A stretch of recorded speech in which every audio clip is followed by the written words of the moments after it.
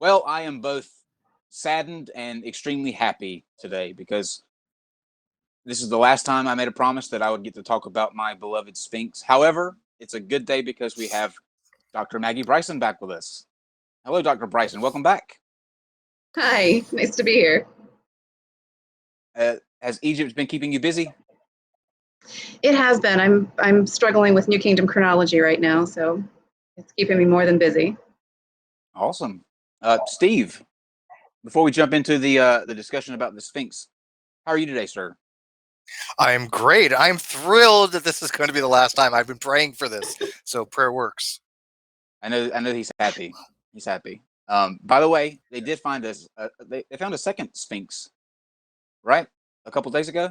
Well, so there are dozens of sphinxes in Egypt. They, in later periods, made many smaller sphinxes. There's a whole avenue of them that runs between Luxor Temple and Karnak Temple. And then there's another avenue that runs between the main temple of Amun at Karnak and the temple of Mut to the south of it. There are isolated sphinx statues from the reigns of various kings. But yeah, Egypt is actually pretty sphinx heavy. It's a big sphinx kind of place.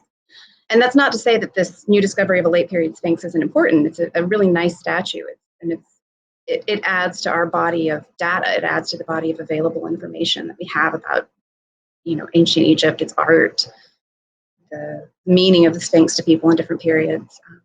So it's a really cool discovery, and it's a beautiful statue. But it's a totally different category of work from the Great Sphinx, which of course is what we usually mean when we say Sphinx. Sure. And how old is this statue? This one, I think it dates to the 26th dynasty, so it's first millennium BC, or I'm trying to remember if it was Theia. It's sometime during the late period, so it's the first millennium BC. So, Dr. Bryson, can you do me a favor? And if I think we're Dave, are we picking that up off of her end? The audio is kind of looping back. You might have to turn down. Yeah, you might have to turn that. I'm trying. I tried to get myself on. I tried to get my headphones in. Is this better? It sounds. Yes, because I can't hear myself. Yeah, that's perfect. Actually. Now we can't hear though. That's what. now we can't hear you. There we go. Have you got me now? Yeah, I think you just gotta hold it. Yeah, just kind of. Let me try turning up the volume here. Yes, it's better. Better? Oh yes. Now we can go. So before we jump into the actual Great Sphinx, Steve, do you want to let people know about Sunday who's going to be a part, and then I'll let them know about the Pathos thing, and then we'll jump right in. Yeah, Sunday it'll be 1 o'clock Pacific time PM. We have Landon Kurt Knoll. We have international supermodel and amateur astronomer. Her name is Athena. Her also goes by Astro Athens. We have Dr. Kroon coming on, and we might have Felipe coming on. I don't know. So there might be a few other people joining us, but we're going to be talking about the no boundary proposition by Stephen Hawking. We're going to be talking about if the question, what happened before the Big Bang make any sense? We're going to be talking about quantum wave functions. We're going to be talking about path integral function. We're going to be talking about all kinds of cool stuff. Oh, that's Dr. Felipe Goicevich, the black hole. Felipe Goicevich. Yeah. Oh, yeah, awesome. Path integral formalization. That's what I should say. He'll side with me in the question, what happened before the Big Bang makes total sense. Absolutely. I mean, actually, we talked to him much about it. He's supposed to be on for this Sunday, but we changed our. Good. Don't spoil him. Don't spoil him. So he'll be fine on the topic, I'm sure.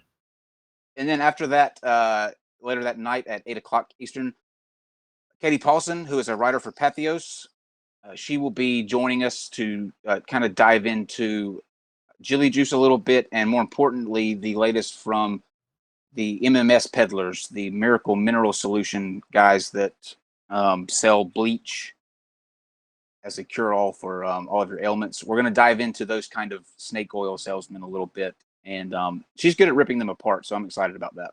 So that's going to be cool. Big weekend planned. Okay, Dr. Bryce, let everybody sir. know who you are and what you do and why you do it, and then I will begin to convince you that the Sphinx is older than what you have learned in all of your years of research.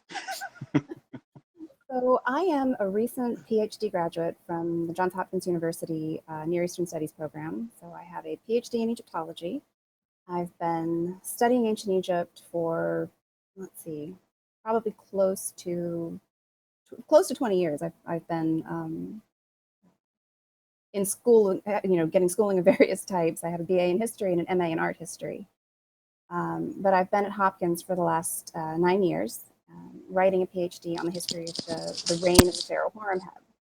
So the period that I'm mainly interested in, that I've done most of my research on, is much, much later than the era of the Great Sphinx, to the tune of 1,000 years later. So I am, I would say, a student of New Kingdom history primarily.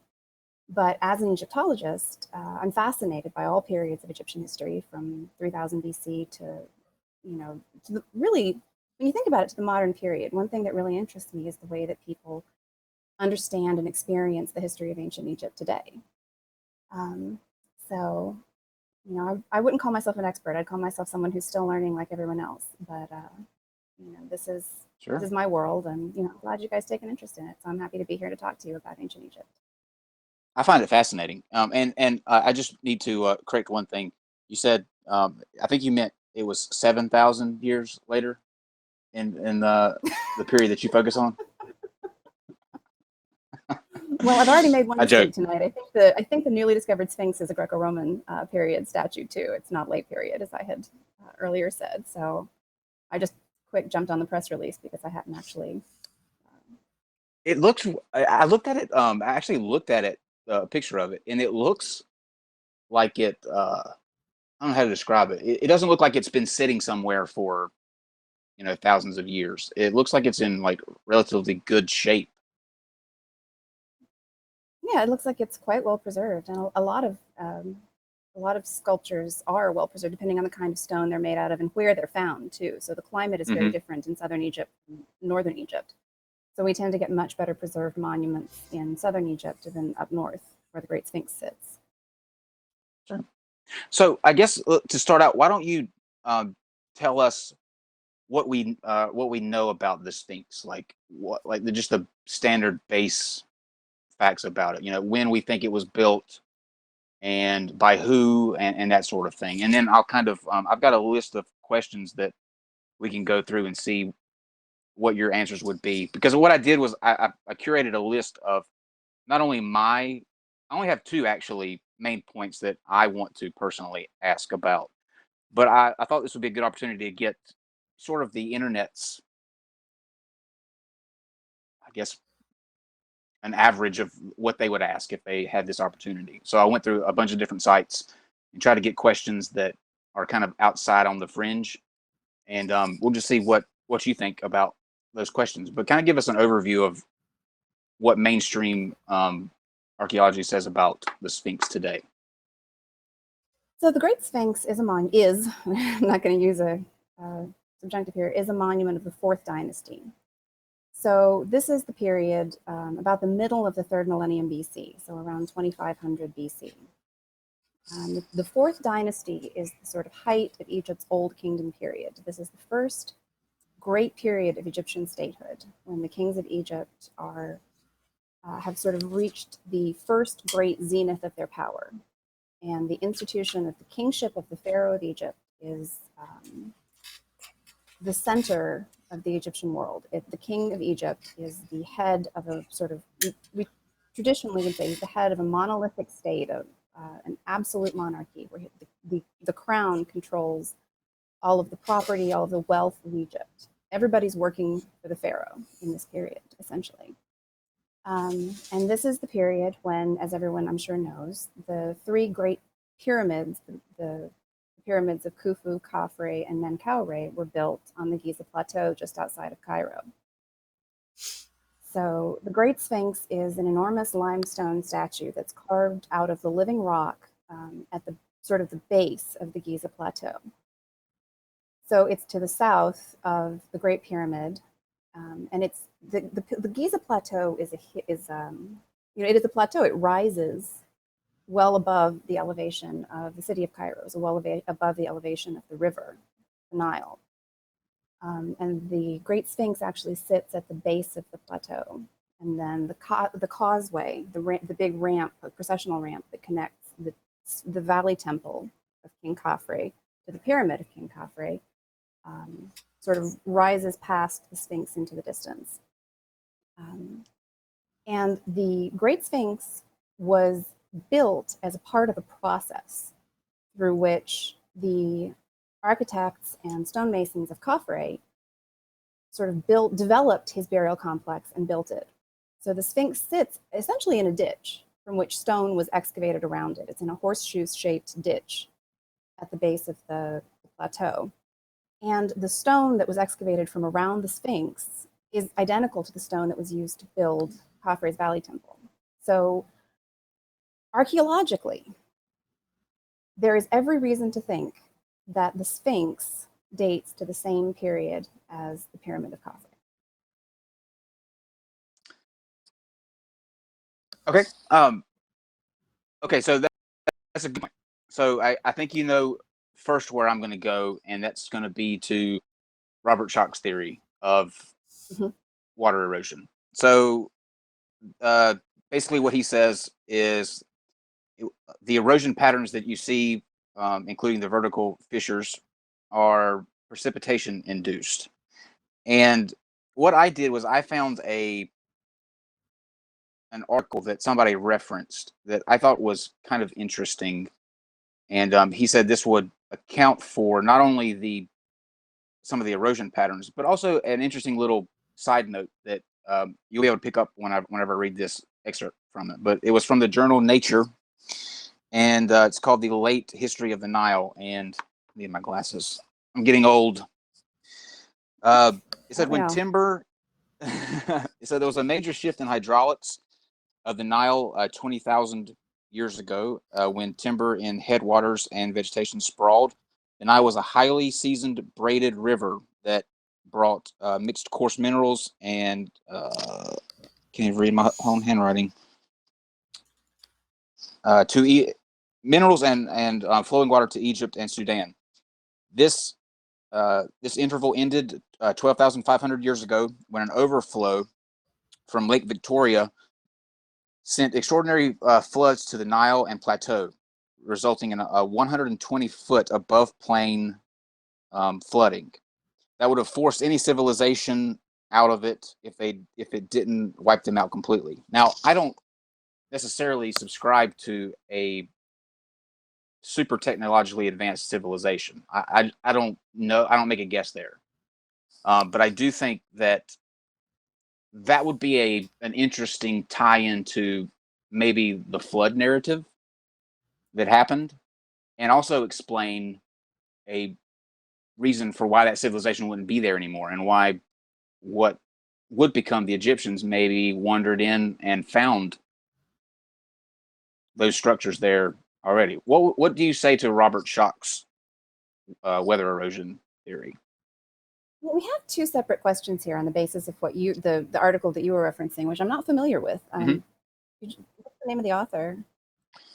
I'll have to look that up. I'll send that to. I'll put that in the live chat real quick. Yeah, don't worry about it. If there was catastrophic flooding at the end of the Ice Age in Egypt, and had there been a civilization there, then sure, it could easily have eliminated it, right? That is a point for which we have no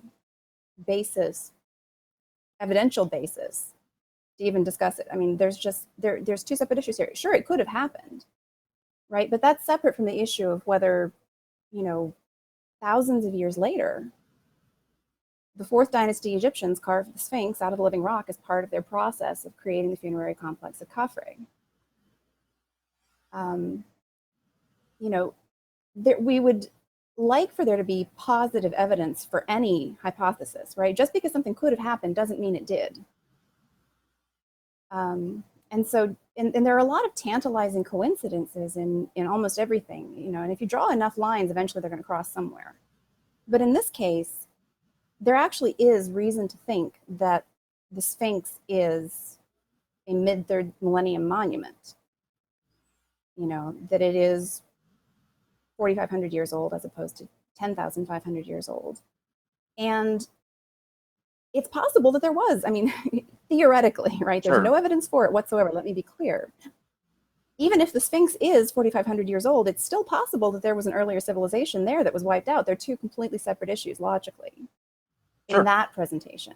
And that's not what Schoch is talking about, if I understand him correctly. And I'd like to preface this by saying something. I am not a geologist. I'm not an astronomer.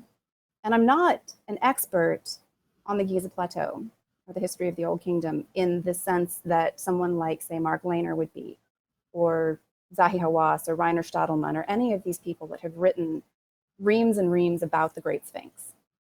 So what I'm going to do here is talk to you about these theories, not from the perspective of someone who is necessarily in a position to refute them point for point. But what I can do is I can tell you why, rather than leaning toward, right, any of these alternative explanations, I am perfectly comfortable accepting the conventional hypothesis. Does that make sense?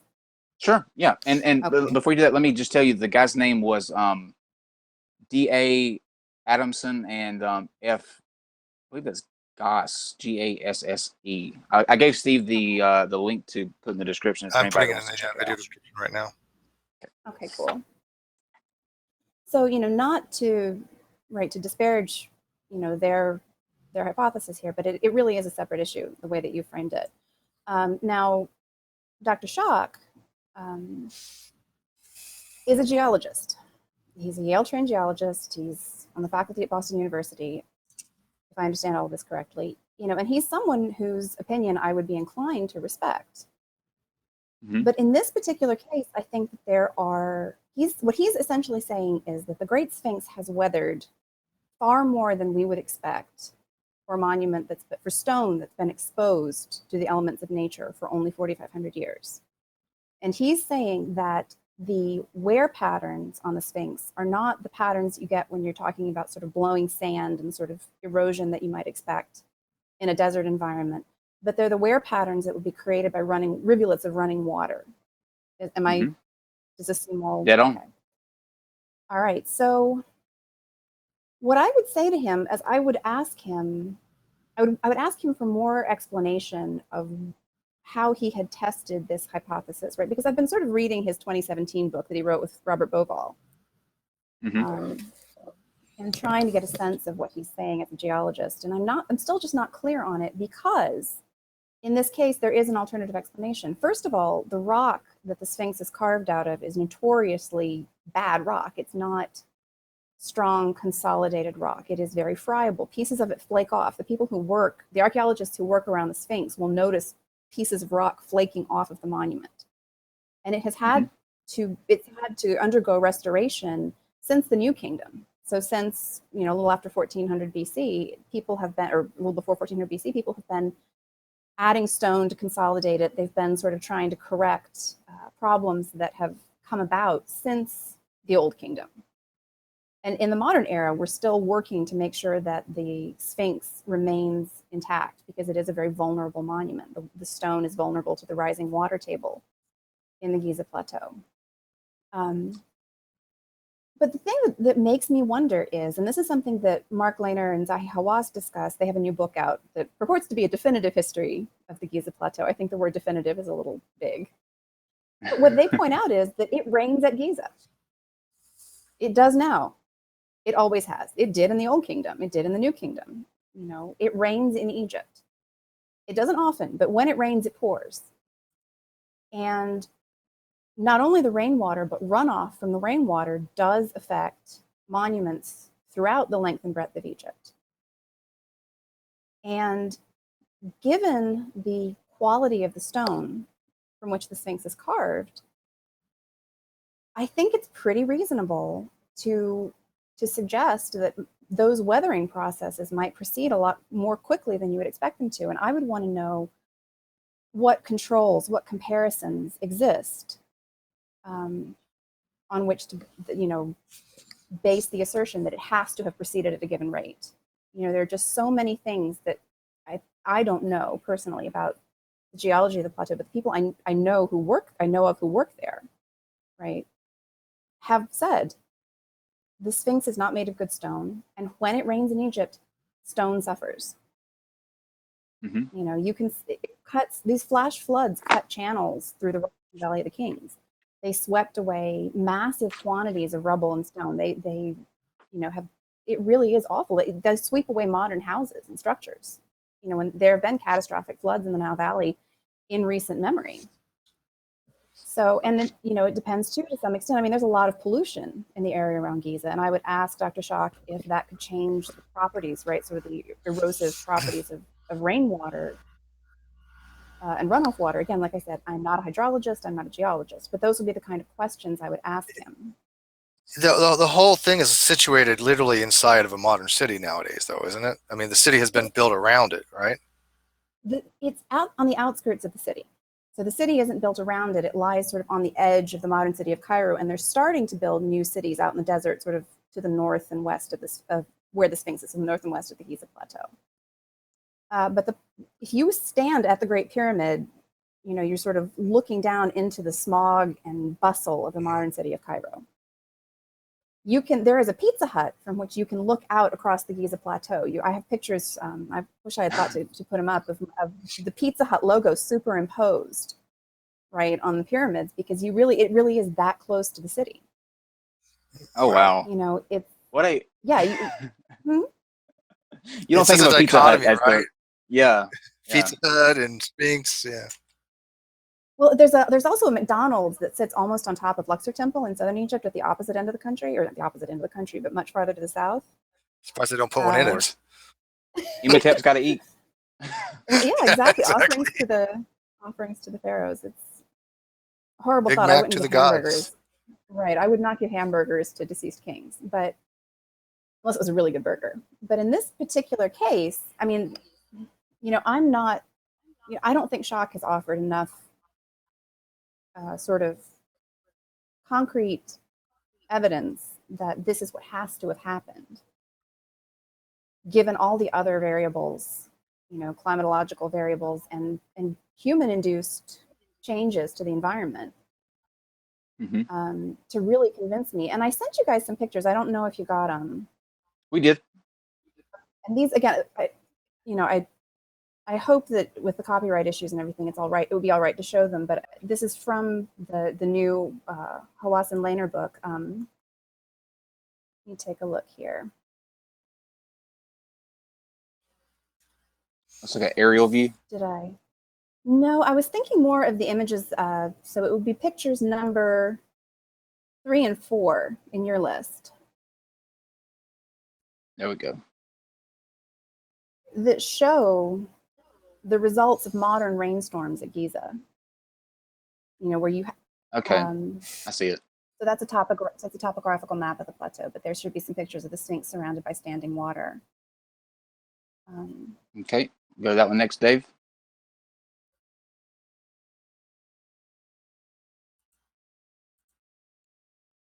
You know, so these are just some quick scans I did just to kind of give an indication. And you can see, you know, the dark color of the stone on the Sphinx itself. You know, the monument's gotten drenched and water is going to run off the sides there. You know, basically any place that water has to go, any type of channel or basin that it can find its way into, it's going to find its way into on the plateau when they have these massive rainstorms. And I don't think anybody knows. I'm sorry. Go ahead.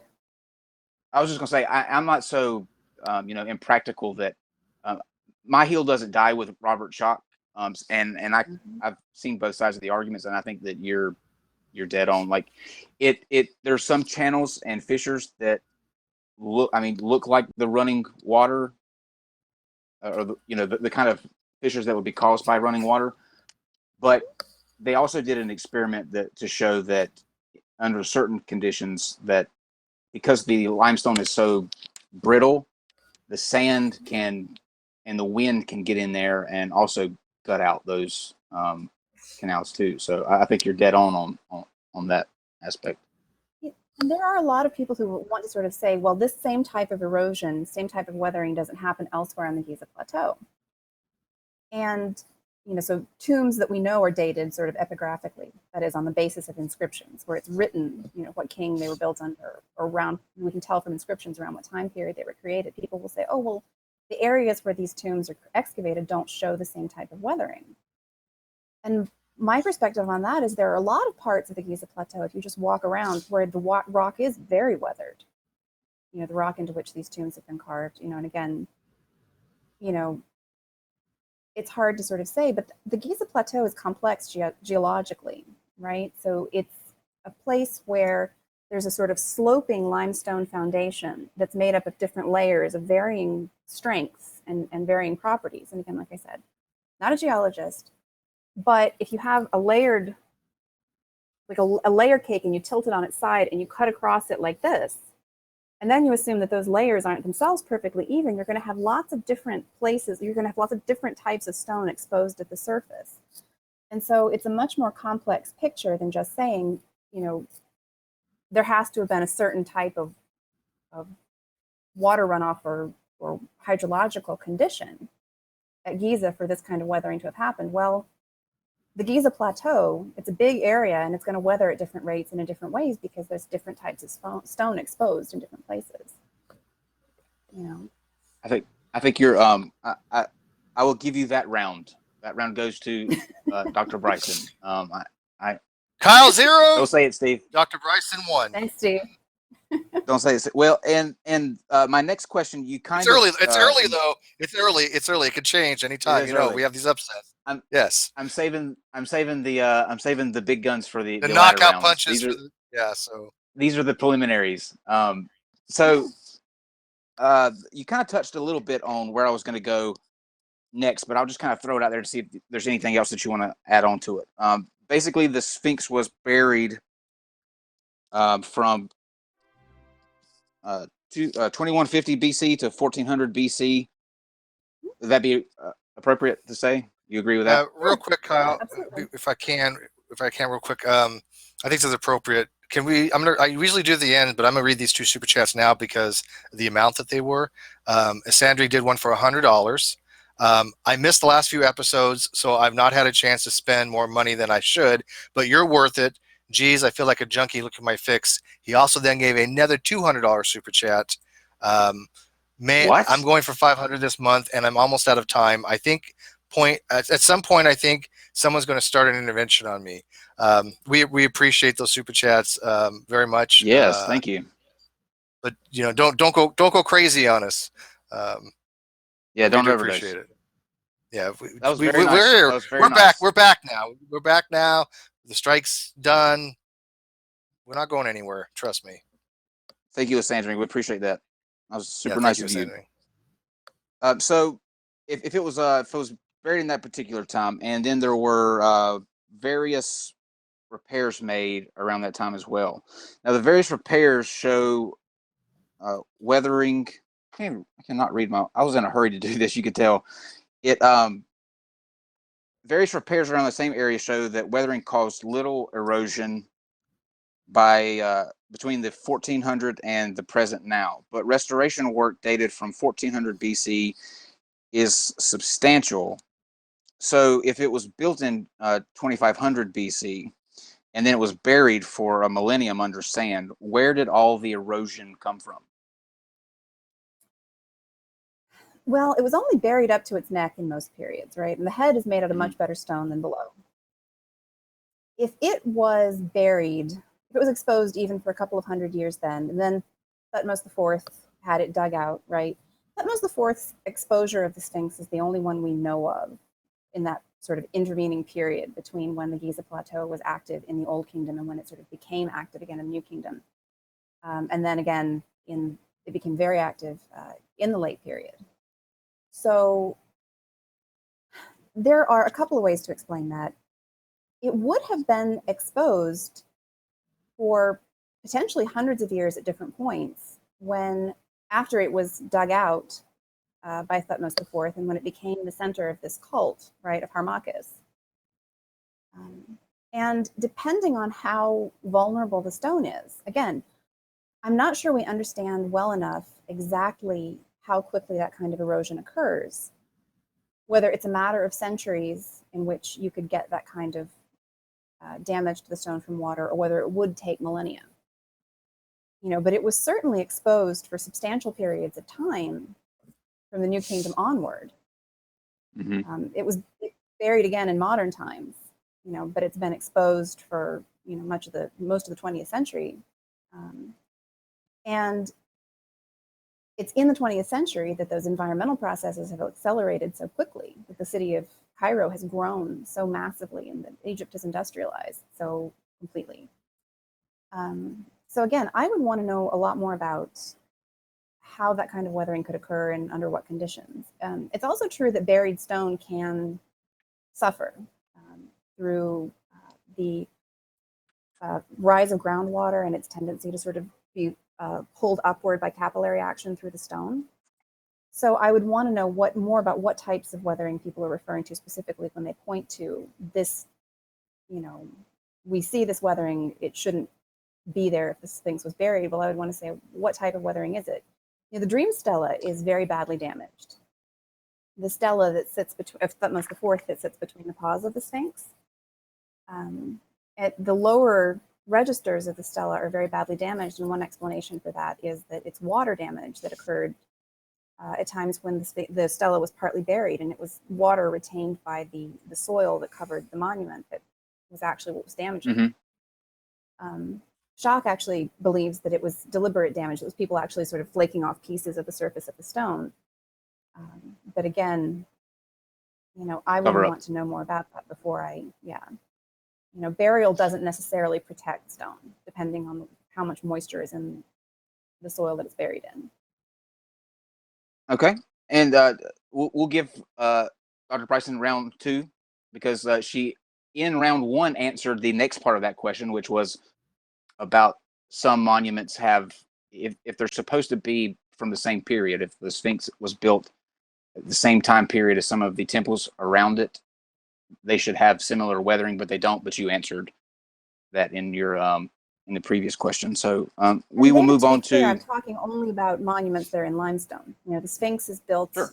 It's carved out of the native limestone of the plateau. The Egyptians built in granite at the site as well, and other hard stones, and so hard stones are going to be a completely different subject. So now we'll go into what I think has a little bit more traction, just a little bit more traction. And point 1 would be the lack of records to who built it or when it was built. The basic idea is that the Egyptians were obsessed with marking down events that happened, keeping records, writing everything down. Why is this not mentioned anywhere or referenced even, aside from the stela that talks about? I believe it was that he fell asleep in front of the Sphinx, and the Sphinx told him that if he got him out of, if he dug him out, that he would become Pharaoh. The Sphinx was considered to be the representation of a god from the New Kingdom sort of onward into the late period and the Greco-Roman period. So the Sphinx was its own sort of deity. It had an identity. It had a temple where people went to worship it. And there are plenty of representations of the Sphinx and mentions of it from the New Kingdom onward. The Dream Stela, the one that you were just talking about between the Sphinx's paws, is just one. So there are votive stelae that people left there many hundreds of years after Thutmose IV that show them worshiping the Sphinx. And so there are plenty of references to it and plenty of evidence that, people sort of knew what it was and their representation, like, pictures of it on these stelae, right? A stela being, a slab of stone with, just to be clear, with an image and a message or some combination of those two. So, there are plenty of pharaonic representations and mentions of it. So for the period prior to the New Kingdom, so for the Old Kingdom itself, it is difficult to identify any documents or that refer to the Sphinx. But there are a lot of things that aren't really present in the Old Kingdom documentation. What we have left from the Old Kingdom is spotty. It's hit or miss. And a lot of the record keeping, so the kind of places where you might find references to it, was on perishable materials. So we've just now, in recent years, been sort of thrilled to find that there's an archive, right, a collection of papyri that talk about building of the pyramid, the Great Pyramid, right, that record, it's on from a site on the Red Sea coast called Wadi Djedefre, I think, Wadi Djedefre. And Oh, there wow. are, these are papyri that record the movement of materials, that talk about the architect who was responsible for the Giza plateau and the Great Pyramid and its environs under Khufu, right? So we once would have said there are no references to the Great Pyramid and its construction from the Old Kingdom. But the recent discovery, the recent emergence of these papyri into the light of scholarship has corrected that view. It's possible that we just don't have whatever mentions of the Great Sphinx there were in the Old Kingdom. Well, I think we do have them. They're just hidden under the left paw of the Sphinx in, In the Hall of the Hall Records? of Records. Absolutely. No Yeah, comment. because there are unfortunately. She got awfully quiet on that, didn't she? How do you know about that, Kyle? She told you about that. She knows. We can't discuss She that. knows. She knows. They're Well, gonna kick us off air here. We Egyptologists are hiding all the great secrets. I believe it. Shields, all of you, shields. Waiting for NASA to appear in our live feed. Yeah, we have NASA and Egyptology in the bag. When you mentioned the stelas, I found a couple reference points to an interesting. Let me find it. Okay, so there was an inventory stela found in the 1900s. Ah, the inventory stela. You know where I'm going with this? Yes, I do. So the inventory stela seems to describe the pharaoh Khufu restoring monuments on the Giza plateau at a time when the Sphinx already existed, along with a temple to Isis and a temple to Osiris, if I'm not mistaken. Again, it's been a while since I've interacted with this particular text, so I'm not dead on. Yeah, there is no way that's an Old Kingdom document. So the stela itself is obviously a later. I was just going to have you. So when you say it's not an Old Kingdom document, you're not saying that it's a forgery, but it came later in the time frame of the kingdoms. Exactly. So it would help. I think the inventory stela is a less familiar monument to most people than the Great Sphinx and the pyramids. What it is a rectangular slab of stone, and it has registers of images. So it shows, there's a little picture of the Sphinx sort of in the lower right-hand corner of the image field. And there's a picture of a procession of God's emblems. And then there's a text, and the text leads off with the name of Khufu. So it says, "Live Horus Medjed, Khufu." And then it goes on to say, I came to the Giza plateau and I found the temple of Isis and I found the temple of Osiris in ruins, and I ordered that their monuments, or their cults be restored. I ordered that new offerings be made and that things be provided for these temples so that the gods would be happy. And there are two different ideas about when how the stela might have come about. So when it was first discovered, people read this text, and because it has the name of Khufu at the top, and it also mentions a royal daughter. It doesn't actually I don't think it actually specifically says it's Khufu's royal daughter, but it mentions a royal daughter. It says, I can read it for you real quick. It says, to the temple of Isis by Khufu, who Stella states that he found the temple of Isis, mistress of the pyramid beside the house of Sphinx. Mm-hmm. Right. So the implication is that all of these monuments were already there when the king got there and decided to fix things. Right? Right. You say no. I say no. I really don't think so. And there are a couple of reasons why. So there is a possibility, right? If you look at the stela, the quality of the carving is not very high. It's not the beautiful low relief that we think of when we think of royal monuments of the Old Kingdom. frankly.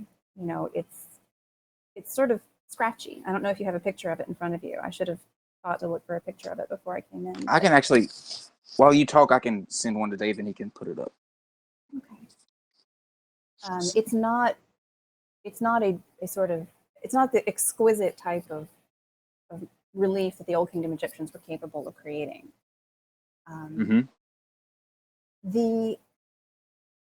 So the text and the way, even the formula, the way the king's name is presented, right? Live Horus so and so, right? That's a very typical way of starting royal inscriptions, royal texts from from later periods. But it's not really, we don't find a lot of royal narratives from earlier periods of Egyptian history at all, certainly from the Old Kingdom. And when we do find royal names in the Old Kingdom, you don't usually get that formula, right? Or I don't even know whether you ever do, where it says live Horus so-and-so and presents that titulary in that fashion. So that's an anachronism right there. It's been proposed that the stela is a copy that was made in the late period of an Old Kingdom document that did record an extra, because I mean, nobody would look at this document and think, oh, this is the stela as it now exists and think this is an Old Kingdom stela. But people have suggested, well, maybe what happened was that 2,000 years later, someone came along and they knew that this text of Khufu existed. And so they wanted to commemorate this pious action of Khufu. And so they had his text recarved on this new stela, what we now know as the inventory stela. But the stela itself and the text that it contains are too much like later texts that talk about the cults of Egypt. So they were sort of, in the Ptolemaic period, the Greco-Roman period, at least, there are papyri that are kind of similar in that they describe what we would call the cult topography of Egypt. So the Egyptian priests of the later eras of Egyptian history were interested in the history of Egyptian religion. They wanted to know what was happening in Egypt 2,000 years before their time, right? You know, because the point of reference I always give for people is, right, the Sphinx itself was older to Cleopatra than the birth of Christ is to us, right? That's crazy to think about. It really is. Okay, there you go. So this is the inventory stela. The priests, right, in late period Greco-Roman period Egypt wanted to know what was going on in this great classical past of theirs. They wanted to know what was happening, what their predecessors as priests had done to honor the gods, right? Because the past was a time of great achievement. It was a time of great wonder to the Egyptians of the first millennium, the same way it is to us, in the same way that, for instance, we might, the same reverence that we might have for the monuments, the places where Christ is said to have walked. The ancient Egyptians might have felt, right, for great monuments of their past. And there's a famous papyrus Jomelach, right? It's a similar sort of account of there are these temples here, and in these temples there are such and such kinds of monuments. And there's a statue and it looks like this, and these are the offerings that it should receive. There are, in this motif of restoring monuments that had fallen into ruin is one that's common throughout a lot of pharaonic Egyptian history. It's particularly common in the New Kingdom. Horemheb, the king that I study, right, was famous for reporting that he had restored temples that had fallen into ruin. Tutankhamun made the same claim. And of course, after the Amarna period, right, when the heretic Pharaoh Akhenaten had damaged a lot of Egyptian temples and discontinued the cult activities there, it was a time when that sort of thing would happen. But there would have been plenty of models available to them where they could have said,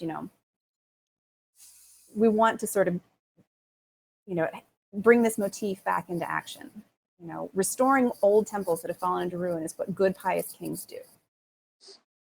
And it's worth noting that in the late period at Giza, the cults of the earlier kings, of the Fourth Dynasty kings, in particular Khufu, Djedefre, and Khafre, had been sort of there were cults of these kings that had been either reinstated or created anew. So there was a big push to worship the earlier kings of Egypt in this period. So a lot of things about the inventory stela fit with the context in the first millennium in which the priests associated with the Temple of Isis that was active in that period.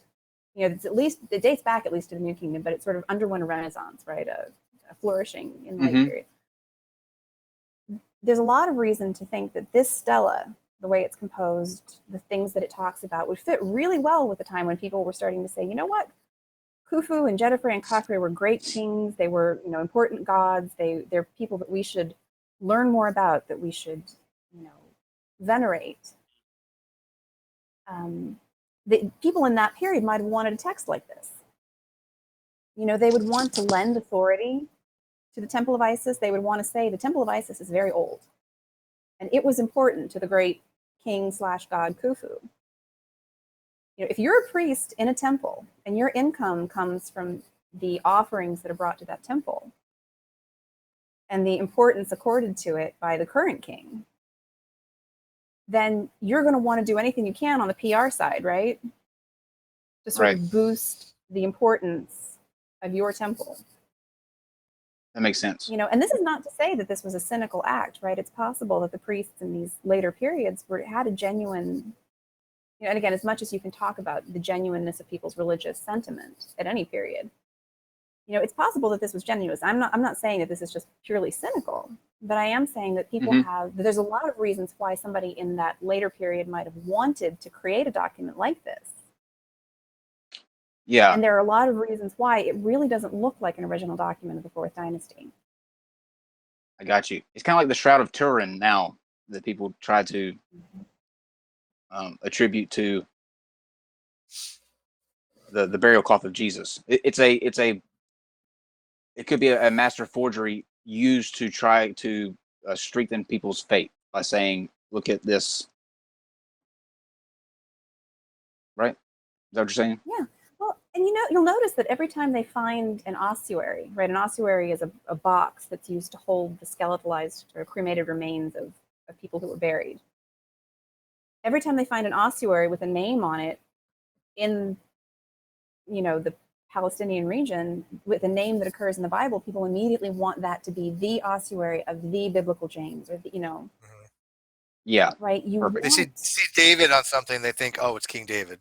It has to be, and right, it has to be the King David, and it has to be an original document of his reign, right? Yep. That makes so much sense now.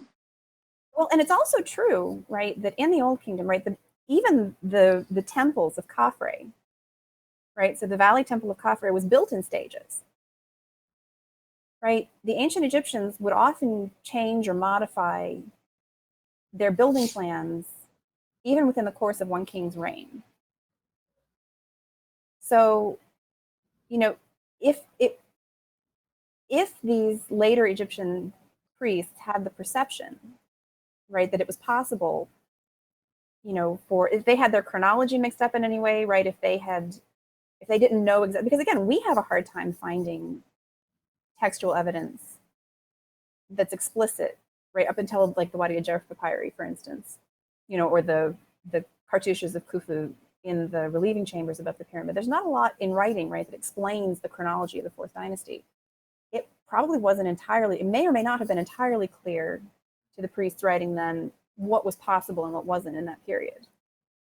The ancient Egyptians did keep very good records, right? There were king lists that set out the order in which the kings came to power and how long they ruled and where they ruled from and things like that, right? So the ancient Egyptians were pretty good historians. But by the mid-first millennium, it's possible that the past was distant enough that a story like that could be plausible, even if it wasn't the literal truth. Sure. Then that makes sense. Why I'm getting my ass kicked, Steve. You're not even coming into. Well, she does have a PhD, so it's not like it was a fair fight to begin with. But let me, you on the Kings thing, the Kings list. I'm just curious. I don't even know if this is true. I remember seeing it somewhere, but doesn't the Kings list go back way further than what's originally thought to be the first pharaoh? Into a mythical past where people, kings ruled for hundreds of years, and there was a time of the gods, when the gods were sort of literally kings on earth. Absolutely. Or an ancient civilization. with real. These are survivors, We'll find that out right? when they open the Hall of Records. And Yeah, the that's Emerald true. Tablet emerges. Yeah, Yes. please hurry that process up. Okay, so there's the inventory. We talked about. Okay, here we go. All right, now we'll go to the astrological aspect. So the Egyptians claimed at some point that the Sphinx was built in what they called Zepi Tepi, which is the first time. Zep-Tepi, yep. Zep Tepi, yes. And The first occasion. Interestingly enough, astronomically, 12,500 years ago, which if you resort back to that article that I read earlier from the Nature, put it at 12,005 years. I'm just saying this is a cool coincidence, okay? But that 12,500 years ago coincides with this 12,500 years ago, in which the Sphinx faced the constellation Leo. It was aligned at near perfect due east, and at dawn on the equinox, the sun rises dead center of the crown of the Sphinx, So indicating the that first the thing I equinox has hear, begun. first thing I hear is near perfect. Mm-hmm. And again, I'm not an astronomer, but I would want to ask an astronomer what near perfect means and how close you have to be to perfect for something to be significant. It's like with statistics. You have thresholds. I can tell you that. I can tell you that. It was like a. I'm not even gonna guess, but it's close. Sphinx near perfect east. It's like a. I want to say like a third of a degree off, maybe. When I say near How perfect, much I think movement? because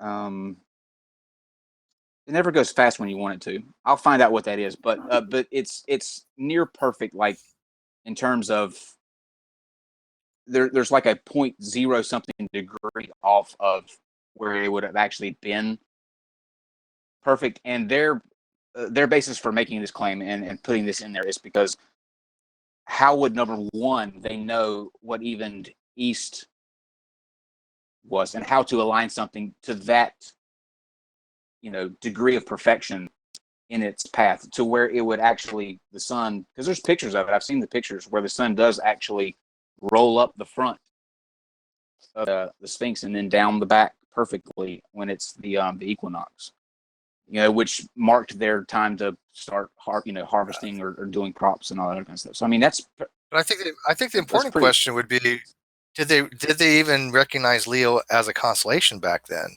Was it something that they said, "Hey, look, that's a lion"? Yes. Did the Egyptians say because that's a lion? Go ahead. Go ahead, Dr. Bryson. You're the expert here. Well, no, I'm afraid I'm going to derail things again here. But what I'd like to bring up is the fact that there are other near perfect alignments that you could call into play when you're asking about when these pyramids were constructed, right? Because for a long time there was the Orion theory, right? The Orion alignment theory that, again, He already gave up on that one. The 12,500 BC, right? The pyramids were aligned perfectly to the stars in the belt of Orion. And again, there are all these problems, like for instance, you have to flip the constellation to match the pyramids, and then again, there's the matter of, you might be off by 1 or 2 degrees, and there, astronomers can feud back and forth about that. There's also there's an Egyptologist named Kate Spence who found a near perfect coincidence of the position of the constellations, of 2 constellations that you could have used to sight in perfect north from the Giza Plateau in the mid-3rd millennium. So there was an astronomical alignment that would have resulted in the ability to find true north by sighting these constellations from the Giza Plateau, and it would only have worked around 2500 BC, right? How would you reconcile that alignment with the perfection of the 2500 alignment? There are several of these different proposed astronomical alignments. what I would say to that, if I was just playing devil's advocate, like I said, this is not one of the things. I don't put too much stock in the astrological aspects of it. I think it's neat that they were able to make it line up, on those days. But in Egypt, there's no shortage of depictions of bulls, and I'm kind of getting ahead of myself from where my next question was going to be, which was what the Sphinx face could have been originally, because there's people that think that it was something else and that eroded away and they carved it into the face. So I'll go ahead and play my hand here with the Egyptians being so obsessed with symmetry and proportions. This is my thing. This was my baby here.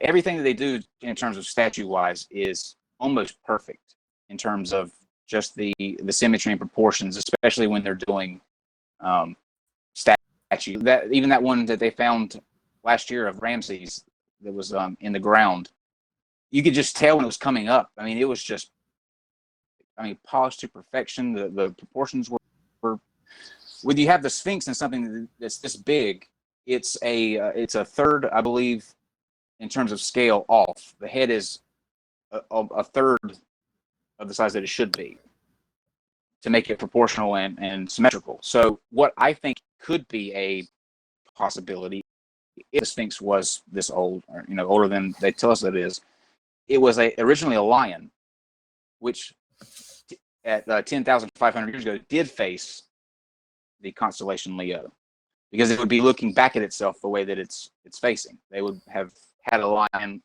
looking at a lion. And if it was 2,500 years ago and they did that, it would be looking at the constellation Taurus. And I think you would see more examples of a bull or, a depiction that way. If you go the route that the Sphinx head was something different than always just a human head. So how would you answer the proportions thing, and could it have been something different before it had a human face? Well, the Sphinx is a really enormous statue. And the Egyptians in the Old Kingdom didn't have a whole lot of prior experience carving on that scale in stone. I mean, the Sphinx is an unprecedented work of sculpture, right? It's made out of a very difficult stone, or, sort of different varieties of the same difficult stone. Limestone can be, a wonderful stone to work with, but at Giza, it wants to fall apart. Most of the stone that the body of the Sphinx is carved from wants to fall apart, as we've already been over talking about erosion. Right. And they were moving enormous quantities of stone around the plateau in this period. They quarried away just vast amounts of rock to build the pyramids and all their associated structures.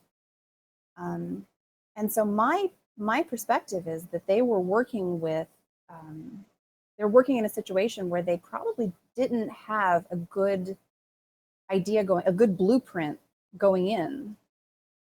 And they didn't have as much room to work with when it came to laying out the statue, right? They wouldn't have been able to maneuver as well or see as well, even on that scale, how to sort of plan out the features and the proportions of the statue. The Egyptians were able to manipulate proportions to give the impression of, sort of use the parallax effect to their own advantage to give various sort of aesthetic impressions. If the head is too small for the body, then it seems farther away, right?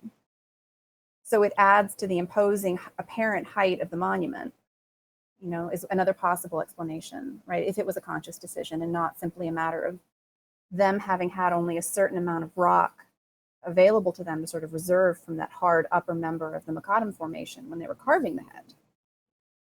Sure. And then sort of responding to the quality of the rock as they worked down, right? Because they would have been forming the body of the Sphinx as they removed stone from that ditch around it, right? Yeah.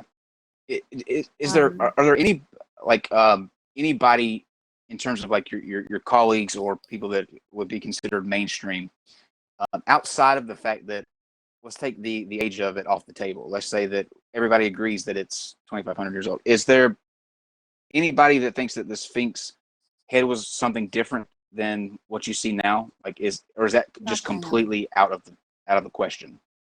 Apart from details like the appearance of the beard, for instance, there's no one I know that thinks that there's been any substantial modification to what the statue represents.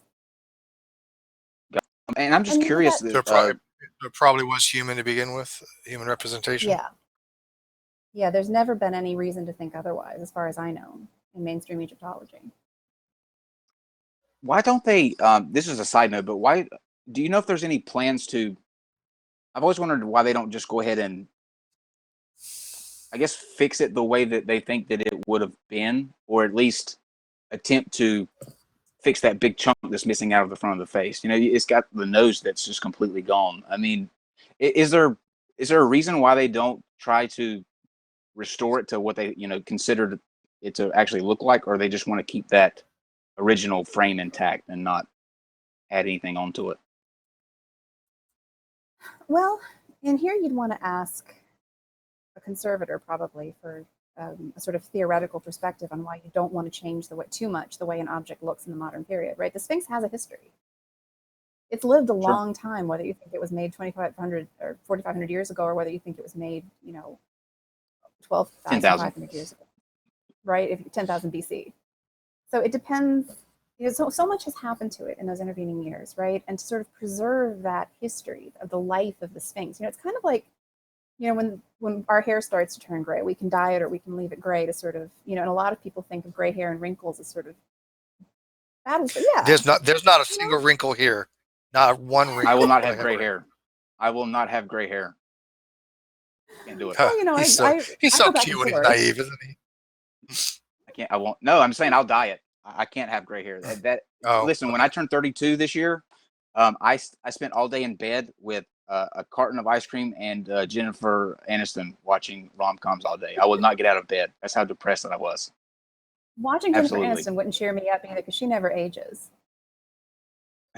Well, I just love her. I've always been a Friends person, and her I think she's the sweetest person on the, you can just tell she's a fun person to be around. And so that's what I do now in my 30s. My birthday is spent with Jennifer Aniston and Ben and Jerry's, with the shades drawn and under the covers. Well, every time I turn 29, I wonder to myself, should I dye my hair? Because I'm starting to see some grays in there too. And I go back and forth on it all the time. And a lot of times I think of myself as an ancient artifact. Should I be restored or should I be conserved? So I'm going with the conservation route and wearing sunscreen instead of going the restoration route and dyeing my hair. That's I like the way. I hadn't thought about that. Conservation and restoration. Yeah. That's actually a good way to put it. Right. Yeah. I love that. That's a very good way to put it. I'm actually writing that down right now. Yeah, we're going to use that. We're stealing that. Conservation or restoration. I need a witty tweet. Honestly, I've gone with conservation, but I'm thinking about going restoration here soon. So there's nothing to improve on there, Steve. Oh, please! I love her. Oh, Lord, now we'll never hear the end of that. Sorry, live chat. He'll be playing. And this is why she's our favorite. He's had a bit too much fun these past couple of days because he's getting his astronomy model this weekend. He had the porn star the other day, and now he's got you telling porn star. Porn star engineer. It's the whole package. Dave, can you widen? That's what. Can you widen his window down there? I would have. She's an engineer that does porn. There you go. See. There you go. Or is she a porn star that does engineering? Either way, Either way, it works, right? Yeah. It works. So where were we? Oh, we're talking about the nose. I think that. Okay, this is my last question actually, and I can comfortably say that I exaggerate a lot. I think my true feelings about the Sphinx. I think that I think it's a question to me that I don't know the answer to.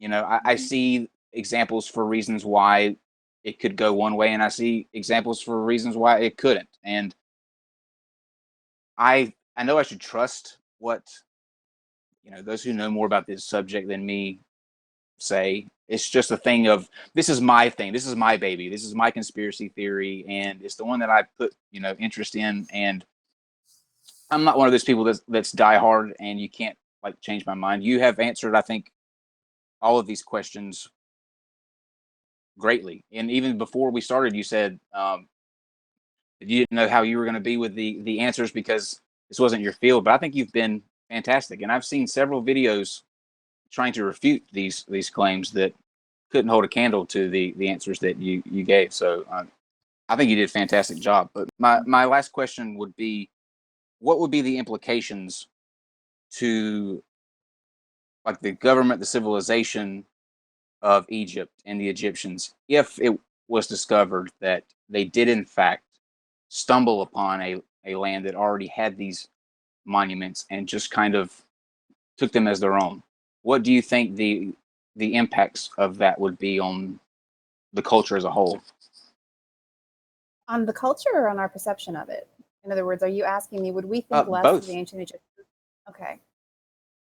Well, I mean, I guess my question would, yes, in a sense, that would be my question.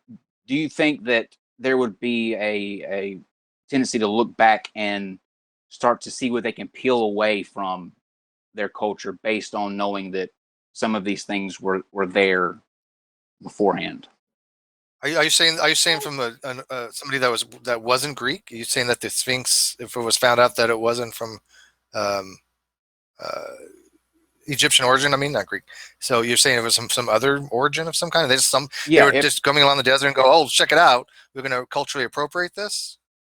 No, if you think about it this way, this is the way that I read the people who bring this argument up. Okay, so you have a civilization that's there that builds the Sphinx, and this is a time when It's not Egyptian. those not Egyptian. No, this was a time when that the Nile was, like that article said, it was flowing, green everywhere, and then that overflow from Victoria happened, sending that 120-foot rise in water down the Nile and wiping them out. So then you have a period of between 10,000 BC to when when did the first Egyptians pop up in Egypt? Pharaonic culture as we know it, just say set around 3000 BC is a rough date. Okay, so there you have 7,000 years of time passed where there's nothing there. There wouldn't be any remnants of anybody left. It would just be like there was nobody else there. And then when the ice age is coming to a close and people are migrating out, obviously they're going to move outward and discovered some ruins, and then started their repairs. I think that's the narrative that they spin there. So not like an alien civilization, just a civilization that didn't see this coming, were wiped out, and it stood there until what we know as the Egyptians now came along and just kind of set up camp there. So I would tackle this from a couple of different angles. First, I would say a lot of it would depend on where that first civilization came from.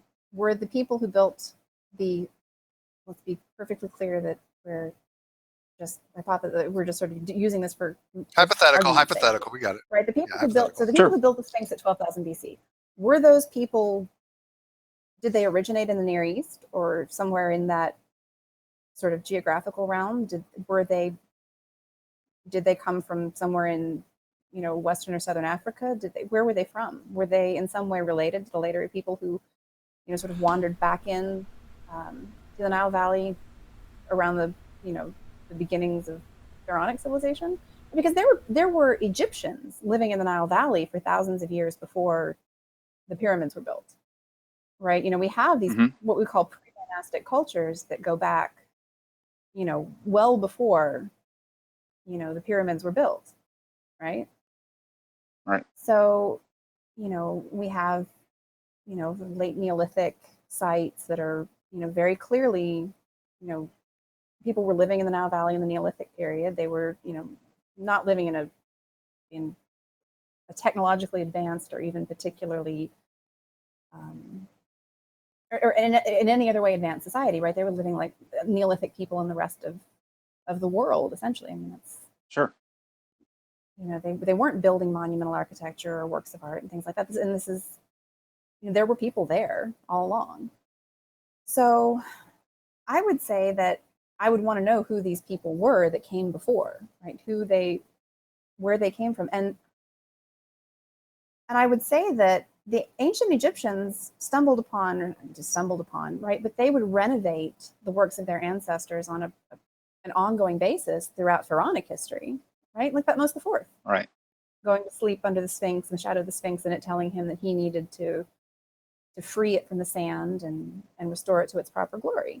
You know, the Sphinx was centuries, millennia old. Like, you know, it was over 1400 BC to 2400 BC, right? It was 1,000 years old when Thutmose IV came around.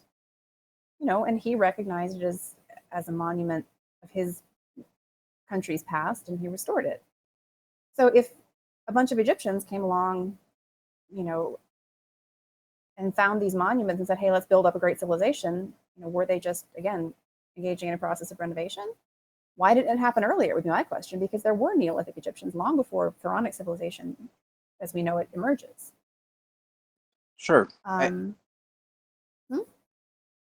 I was going to say, I think where people this is where people tend to throw in the discovery of Göbekli Tepe and the fact that that is, you know, it's around that, it's very close to that time period, that same time period. I think it goes back 9,000 years, if I'm not mistaken.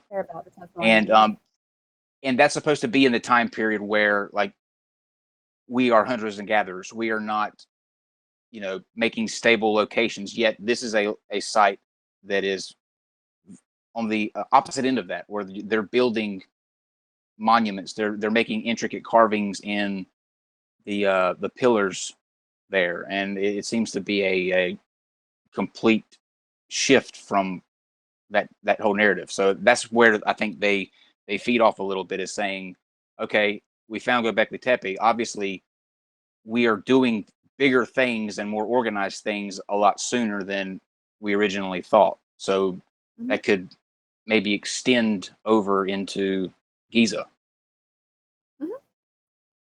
So at Göbekli Tepe, there are other pre-pottery Neolithic sites around the region that can be dated to that same period, right? So you have other evidence of the people who might have interacted with Göbekli Tepe, if I understand the archaeology of that region correctly, right? The reason nobody says Göbekli Tepe can't date to the 10th millennium is that there are other things that date to the pre-pottery Neolithic of the Levant.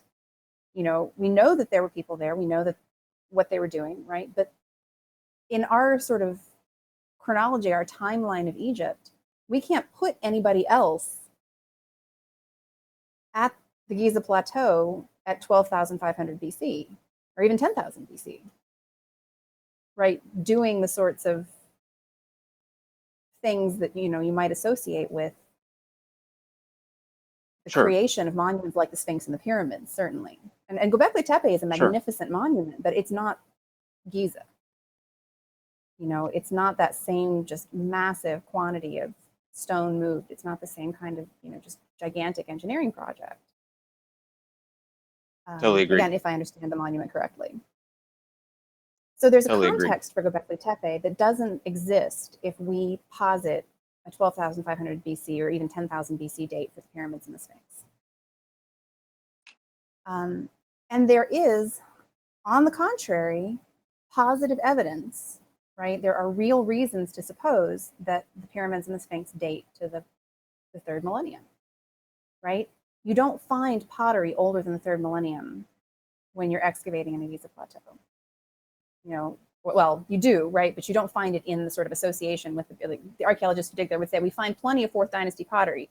We don't find pottery that we might associate with, you know, this or any other kind of artifacts that we might associate with a period of more remote antiquity, because there are pre-dynastic burials at Giza. There are pre-dynastic graves at the site. So there is stuff at Giza that is older than the pyramids, right? By a matter of centuries. But you don't find stuff from a more remote antiquity associated with the monuments of the fourth dynasty kings. And if somebody were to find much older artifacts of any kind, right? It might be, you know, from a period before they were using pottery, right? And pottery is the sort of chief dating, it's the best dating material you've got in terms of archaeology, right? It's our go-to. If there was anything, if there were tools, if there was evidence of modification to the environment that you could place in an antiquity that remote, I don't think anybody would be reluctant to recognize it, right? Yeah, and I think that's the reason I asked the question about the implications, because I think not from me, but one of the arguments is that they can't admit that there might be this civilization prior, because it would undo all of their history that, you know, they adhere to and that they're proud of, and it would jeopardize some of the things that are you know, attributed to the Egyptians. And I mean, that's not But it understandable. wouldn't. It would just extend our understanding of Egypt back farther into the past. It might, if anything, exalt the legacy of the Egyptians further. You know, if we said our Egyptians, right, had distant ancestors who created these great monuments, and they recognized the greatness of these monuments and restored them thousands of years after their original creation. Because the question is, again, who are we positing were these post-Ice Age people? And here's where I get to this question of agendas. Right? They were Atlanteans in the mind of the people who go for that 10,500 BC date. In I think it was late 30s, right, when Edgar Cayce was prophesying about the Giza Plateau. And he said, right, that the Atlantean civilization fell around 12,000 BC, and that by around 10,500 BC, Rata and whoever else had arrived in Egypt, right, and begun to build monuments and to try and sort of preserve what was left, the fragile remains of this great Atlantean civilization in secret locations. And of course, the Sphinx is not secret. You can tell it's there, right? But that they were trying to sort of secrete away the remnants of Atlantean civilization in Egypt, right? Interesting. So there is people who are emotionally committed to Edgar Cayce and his prophecies have an agenda. They have a reason to want 10,500 BC to be that date. And they have a clear idea of who they think the people were that we're talking about. And that those people were not Egyptians, right? But Edgar Cayce was all in a mediumship, right? I mean, his shtick was basically going into a trance and having people record what he was saying. He had no education on any of this. It wasn't coming up with these things, from some kind of scholarly work. He was just enumerating it through some kind of meditation and psychic thing.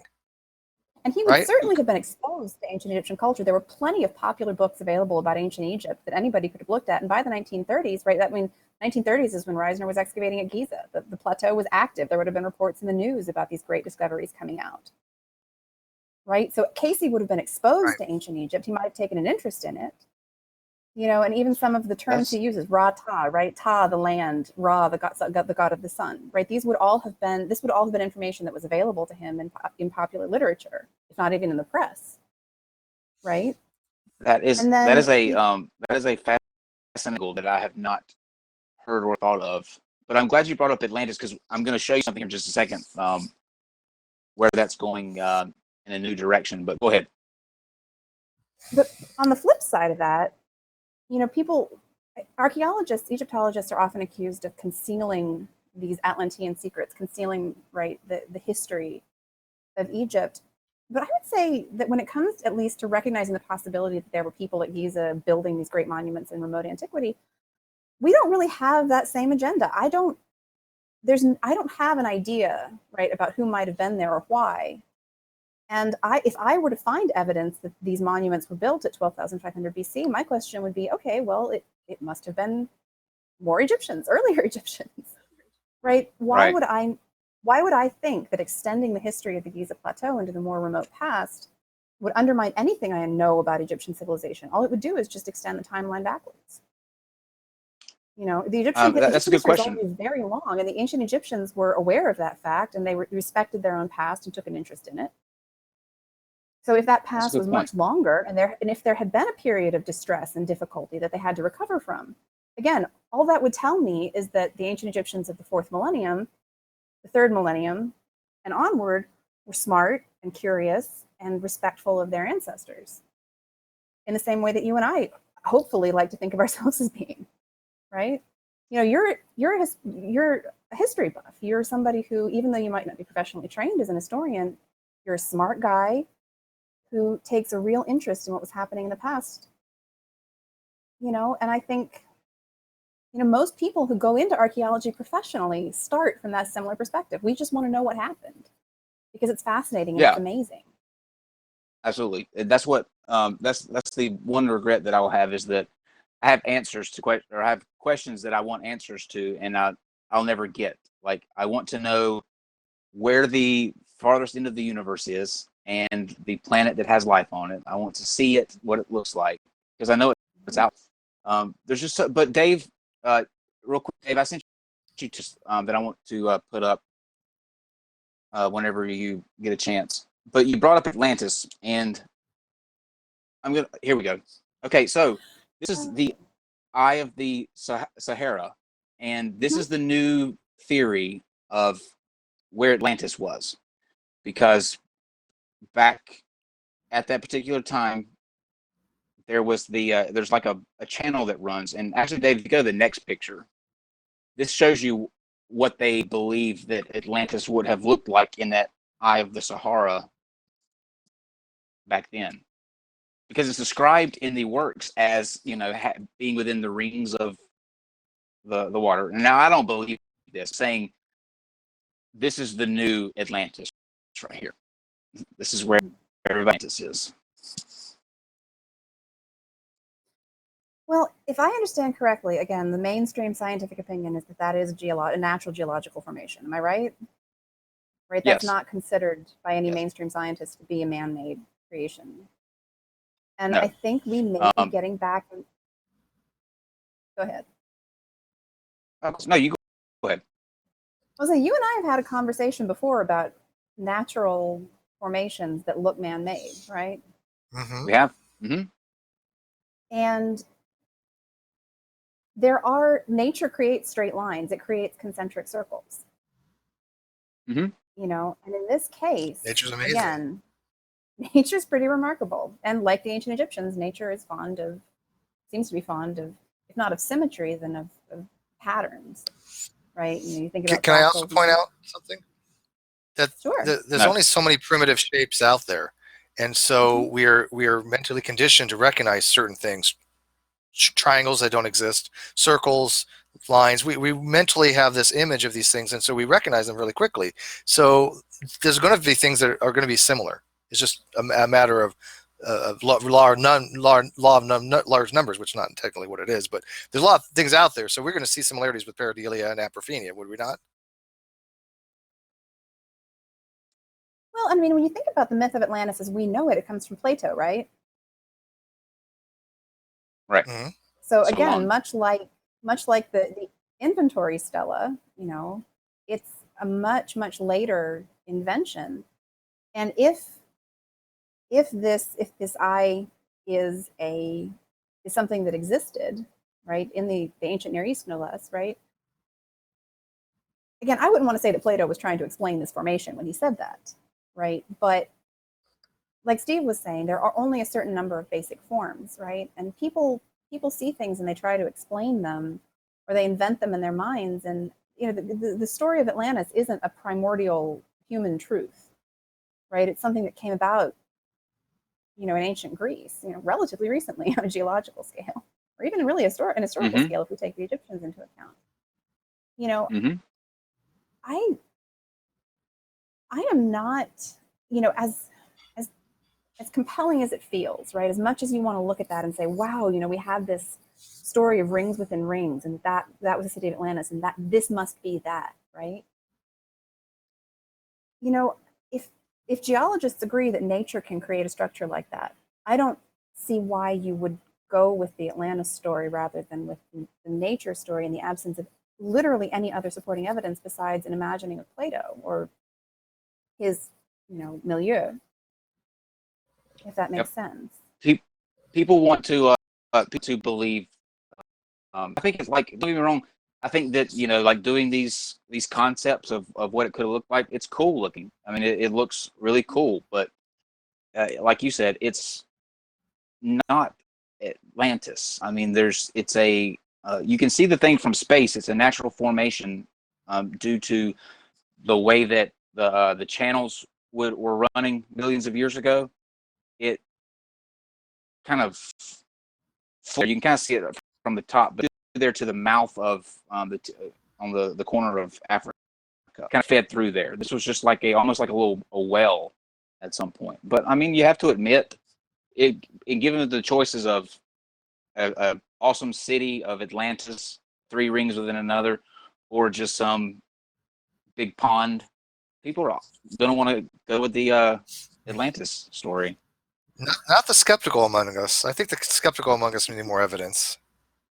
I don't mean for real. I don't mean for a creative purposes, like something to imagine. You mean they have a want? I can understand that. People want to have things be more complicated than they are, things that there is more to explore. But sometimes, as you put out, the simpler explanation is the correct explanation. And don't sell yourself short here either, Kyle, right? Like, I think that the desire to see patterns like that, the desire to imagine the world in different ways, bad right? thing. No, it's a good thing. I think it's part of what makes us what we are. It's what, I think it, like, I love these conspiracy theories too, right? And I like talking about them because I don't think that simple minds, right, come up with ideas like this. And I think that if you look into them, sometimes it can help you uncover important truths and ideas, And quite frankly, right, like, Casey kept people interested, right? He's kept people interested in Giza and the Sphinx for all these years. Maybe not in the right ways, and it may be counterproductive in some senses. But, at the same time, I don't want to knock anybody for being, for having a pull toward these kinds of ideas. I want aliens to be real. I absolutely do. I very much want Bigfoot to be real. He is. No. He has his own day in my state. Last 2 weeks ago, the mayor of Marion, the city of Marion, declared it the city's animal. It's the city's official animal now. Bigfoot. And for my people's official animal is the unicorn, because I'm Irish. Their official is actually the unicorn. Well, and I'm glad you said that, because I have a bit of a surprise before we close out, and I saved the best for last in terms of something that will just blow your mind, and to see what you think about this. So Dave, whenever you're ready, let's play this clip. No light years away ties. There's nothing to say, no comment to make over such a stretch that would link Easter Island and the Egyptian pyramids. This is a roughly 100-kilometer wide circle, and it covers, as you're about to see, many sites around the globe. It goes through Peru and the ring goes through all of these sites she's getting ready to name off. Ollantaytambo, Machu Picchu, Cusco, and Sacsayhuaman. Then still in Peru, through the side of the Paratory Pyramids. I hope not. I didn't even think about that. On the African continent, it this is enigmatic Dugan fair science, use right which here. knew We're the stars commenting. Sirius B and C Yeah, that's true. way before any astronomers. We'll just have Passes to keep through kind of talking Algeria over and the it. But Tassili Niger. just look at with the its amount of big places, painted and then I want you to Martian notice god. where In it Egypt, it goes ends. through the Siwa Oasis and its Zeus Ammon Temple, one of the most sacred of the antique world. Then through the Giza pyramids. It keeps going through Petra in Jordan, Ur in Iraq, where Abraham was born, Persepolis in Iran, Obligatory Mohenjo-daro comment. in Pakistan, with its Yes, riding so we close must to talk. Easter Islands and its For fair use radioactive commentary, skeletons. Then through we'll get a sites content that have ID always match. been known as God's dwelling I was going places. to say Mohenjo-daro, where they had Kajuraro in India, prehistoric nuclear Kay war. in Burma, Sukhothai in Burma. Thailand, It's getting ready to go through Angkor Angkor Wat Wat too. and I mean, Predated in Cambodia, this and other ring important sites crosses lost along the way from the ancient biggest world in ancient sites history out there. But here's to where it Earth, ends Here it up. comes. the most isolated spot on Earth, Easter Island.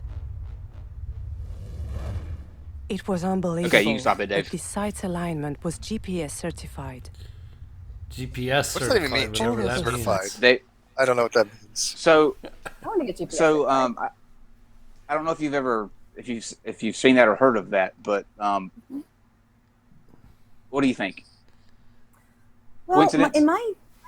if I understand correctly, latitude relates to climate, right? In other words, the latitude where you're situated. It's going to be hotter. Affects your environment. You have a the kinds of tempered plants and band animals. where most of these things are going to be. Yes. Right. And I wonder if we may not have the causation somewhat upended here. If a lot of things, important monuments, fall on a similar latitude, and again, they're not perfectly on that parallel, if I'm not mistaken, right? They tend to be a few degrees north or south, right? Well, the Well, I video think goes there's on. The video goes on. That's not a parallel. That's a geodesic. That's a great circle that they're talking about. Yeah. Yeah. Okay. Well, again, pardon. Well, I'm expressing my ignorance when it comes to geography. well, Dave, do you want to play the? Let's do the first like 10 seconds of the next part, just so you'll see what she's talking about. In terms of like the most were points. built over ancient sites. Oh yeah. Okay, I'm ruins. with you. But how did they determine in such remote times these sites? But now along this right such here a long is strip that crosses the even seas? stranger. And Why I didn't this even site's alignment on a circle plan to as go long into as this the part just because equator there's so and much with to a it. But 30-degree incline. But there was even more surprising. If this circle was an equator, its north pole would be located at this specific point. Oh. And the triangle formed by this point, Giza and Nazca, Now watch matches this. the Great Pyramids ratio. The distance between Nazca and Giza is the same as between Teotihuacan and Giza. Same thing between Angkor Wat, Nazca, and between Mohenjo-Daro and Easter Island. 4 sites on the circle. The distance between Easter Island and Now, how Giza can that be a is coincidence? 10,000 times the golden number. The Angkor-Giza distance multiplied by the golden number evens the Giza-Nazca distance. It could be a coincidence. And the Giza-Nazca distance There's no way. multiplied I just by want the to be- golden number Well, I mean, the equals golden the ratio Nazca is Angkor distance. a pretty familiar number, but I mean, I think you could probably do these with 2 or 3 ending points. But I would have to actually. you can Obviously, you this can close it circle out doesn't today. cover all the sites What on you Earth, don't but see in that, and we'll link the that video, but what you don't see beforehand is that in the Great Pyramids, they take the golden ratio, and that's how they actually get to those particular points, because they do it, number one, in the vicinity of the Giza plateau, and then it hits out into that first point, which is then starting the ring that goes around and those other loops. But I mean, honestly, how can that be a coincidence? That's too many coincidences in one thing. There's a chance it could be a coincidence, Kyle. Well, it's not Sure, even that. yes. I think it's more. Can you one apply that to 3 equidistant things from on a sphere, and 2,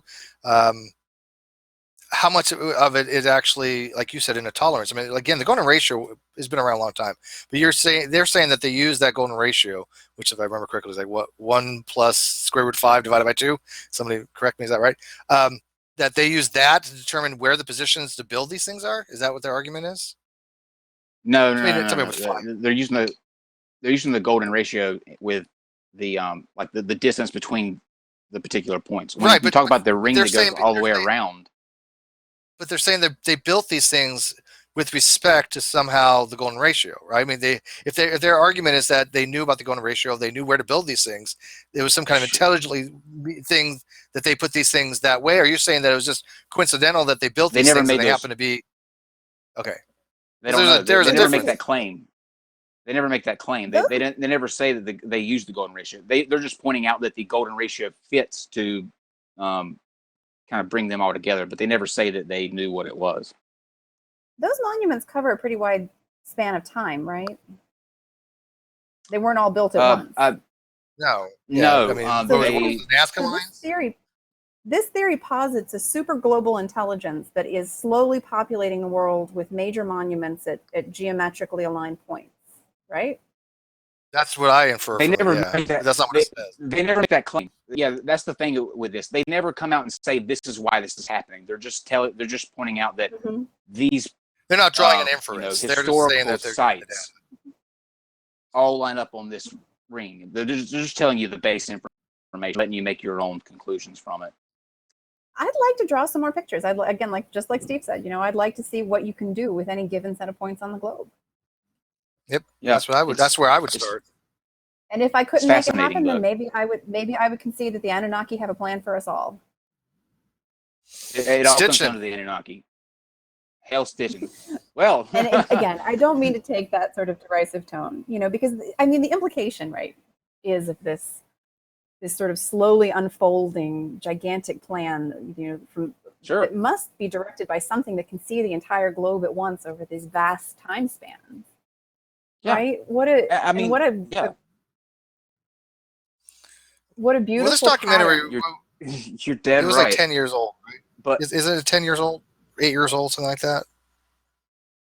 I don't think it's that This- old. that- But I mean, that that- wouldn't matter because the the points aren't going to change. I mean, the monuments aren't Well, moving. it would matter the So, fact I mean, that in 8 or 10 years, nobody has really probably, I mean, like give it a second look, because they normally with these conspiracy theories, they tend to not pan out. Now, I have not looked into this one because I've only discovered it literally just before we came on the air. But it's not a. so I haven't done any research. They on don't. That's the thing. They're not saying that this was a cover up, or they're not telling you what it is. They're just you how these things line up, and they're letting you draw your own conclusions. They're not pushing you in any direction. That's what I like about it, actually, because they're just pointing out it exists in the first place. It's that way, right.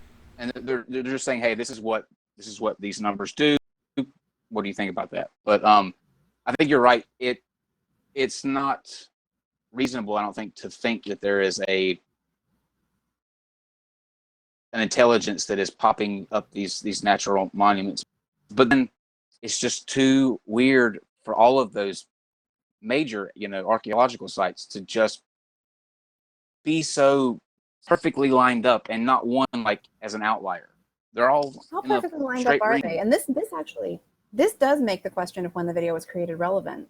If depending on how those positions were determined and how the distances were calculated and how accurate those calculations are, you'd have to be able to, anything that you do, you have to be able to replicate in order for it to have any kind of evidentiary value, right?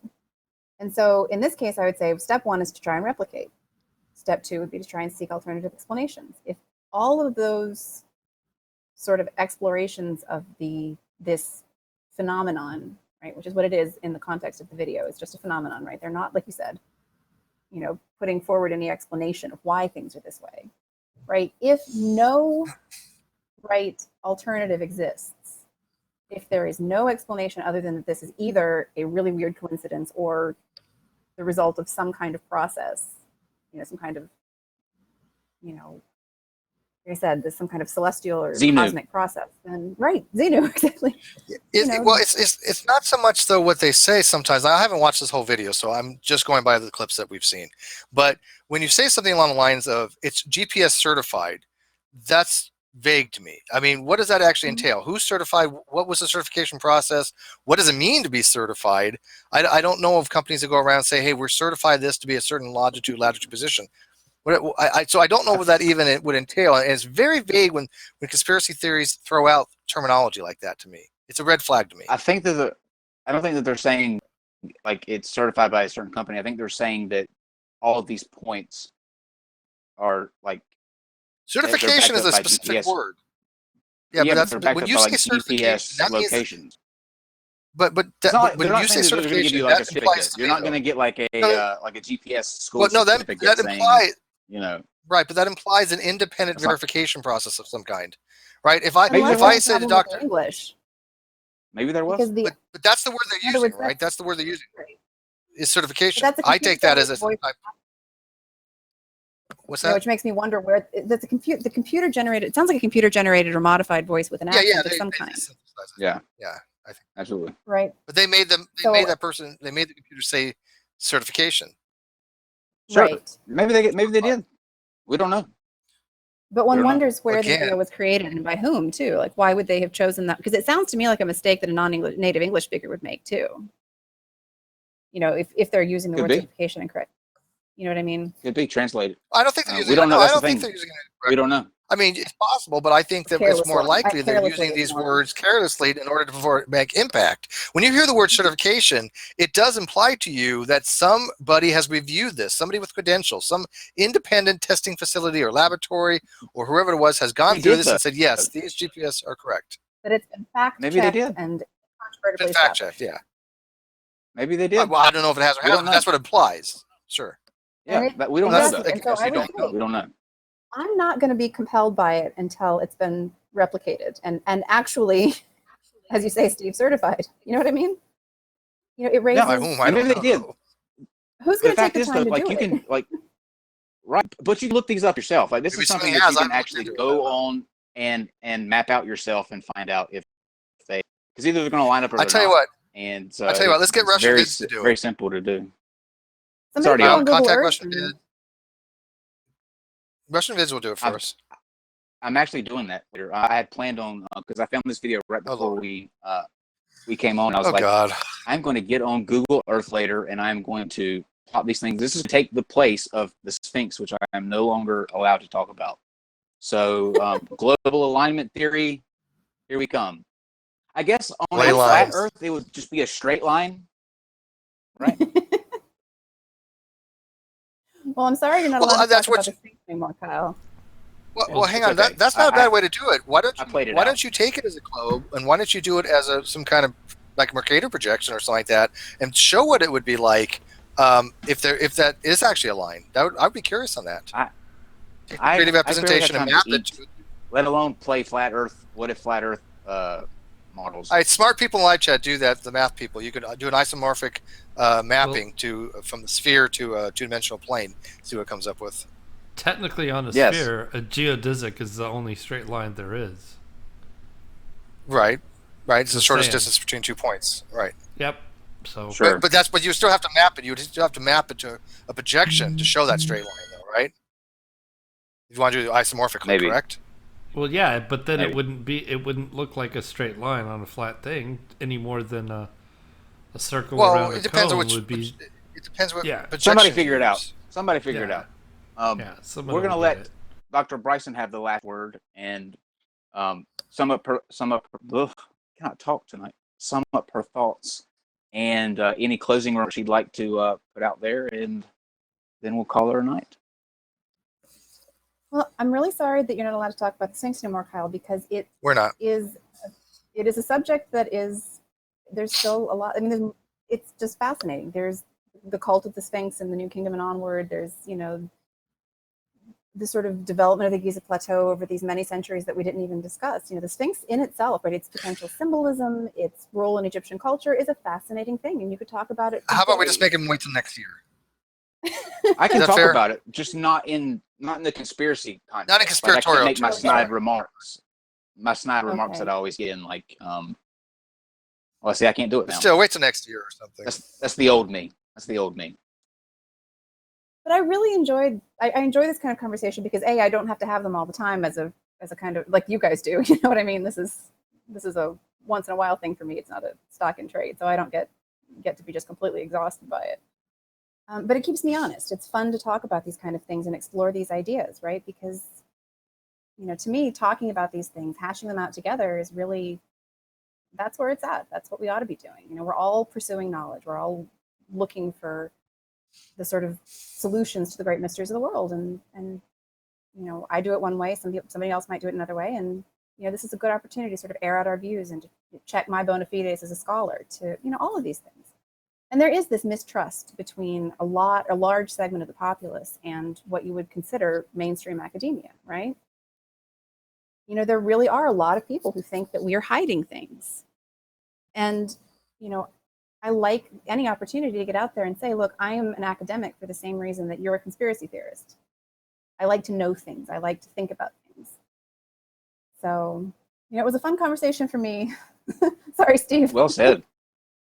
Oh no, John, I love this conversation. Don't think for a second that I don't. I'm just a lot more skeptical on these types of things because I remember going back to the times where I did buy into certain things as a kid. I was a young kid back in the late 70s, early 80s with the whole Chariots of the Gods and the Search of Ancient Astronauts. And it wasn't until I got into my later teen years I realized that Von Daniken just didn't have the methodological approach that he should have had on any of this stuff. Mm-hmm. And it was to derive a narrative and an ideologue. He was an ideologue and he just wanted to put forth that narrative. I no longer do that. And so over the years, I am very skeptical. And as you said, I want repeatability. I want to know more of the facts. I don't jump to conclusions. That's what I think being skeptical means, at least in that regard. Curmudgeon. I'm an old fart. Yeah. And we have super chat, by the way. Interesting. Yeah. We're getting ready to get there. And guys, I actually have I got invited to a crossfire with a theist named Modern Day Hysteria.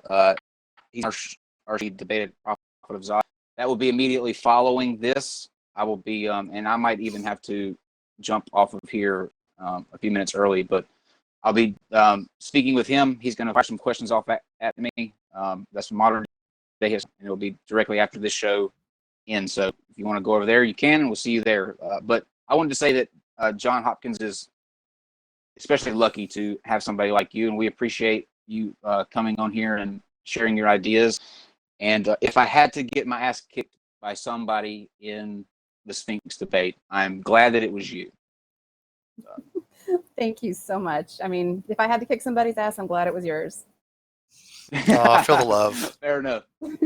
Fair enough. All right, Steve, So. go ahead and well, first again, I do want to thank see you Sandring for his generous super chats. We do appreciate it immensely. Michael Warble, $5. The plates have been moving, hence so have monuments. What were the Egyptian names for the constellations? Which is a good question, because again, I don't think that Leo back then was called even represent the lion. I don't think they looked at it and said that looks like a lion. I don't know what they did, but I'm remembering something that it wasn't a constellation of Leo until long afterwards. But I would have to look into that or ask Landon maybe.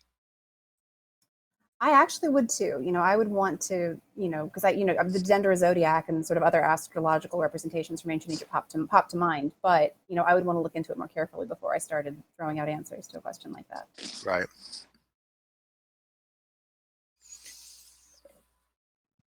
Steve? And that's it. That's it. Oh, okay. Well, thanks for the setup there, bud. Just leave me hanging in dead air. Can you believe that?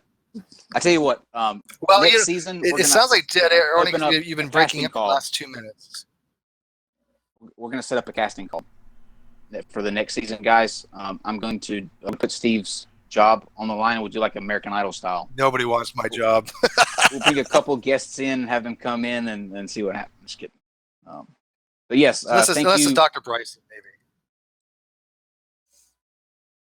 I don't think welcome aboard, Steve. All We're right, still guys. keeping her. Absolutely. Thank you again, Dr. Bryson, for stopping by. I will see you on Modern Day Hysteria in about 15 minutes. We'll get going, so hop over there, and we'll catch you then. If not, we'll see you tomorrow for a debate between Matt Clark and Wayne Fillmore on the reasons and is it justifiable to believe in God. So we're going back to our roots tomorrow night. We haven't had a good conversation debate in a long time. So we'll see you then. Right. Good night, guys. Non sequitur. Your facts are uncoordinated.